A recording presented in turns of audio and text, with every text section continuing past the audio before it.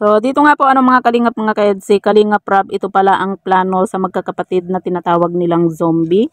So, yan po yung ating pag-uusapan po mamaya mga kalingap mga kaedsi. Pero bago po natin ipagpatuloy ang video ito sa mga bago pa lang po sa ating munting channel, huwag po natin kalimutang suportahan ang ama ng Kalingap, Kuya Val Santos Matubang at Kalingap Rab.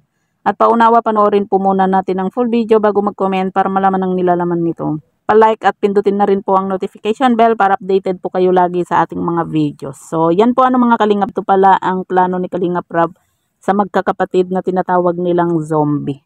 At ayan nga po mga kalingap mga ka-EDC, good news nga po dahil unti-unti na pong nakakausap din po ni Kalingap Rab nga po yung magkakapatid. At yung binigay nga po ni Kalingap Rab nga po na cellphone dito sa magkakapatid ay ginagamit na po nila. Kaya malaking tulong din po yan para mabago po yung buhay po ng magkakapatid nga po At malaking tulong din po yung ginawa po ni Kalingap Rab na ipinasyal po niya yung magkakapatid nga po sa mall. Para kumbaga masanay po sila sa ibang tao at magkaroon din po sila ng self-confidence nga po, 'di ba?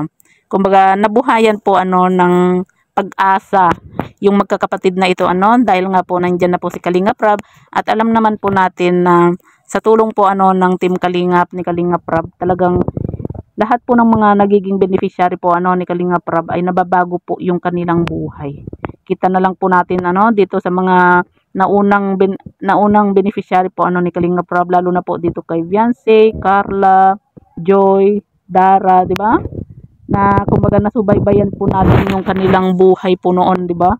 Grabe, napakahirap din po ng kanilang buhay, pero dahil po sa tulong ng Team Kalingap, ng mga sponsor, ang laki po ng nabago po sa kanilang buhay. Kaya yan din po yung mangyayari po dito sa magkakapatid. At yan nga po mga kalingap nga po sa plano nga po ni Kalingap Rab dito sa magkakapatid ay yung dalhin po sila sa salon para i-makeover nga po. Kasi 'di ba halos lahat naman po ng mga beneficiary po ni Kalingap Rab ay pinapa-makeover po niya.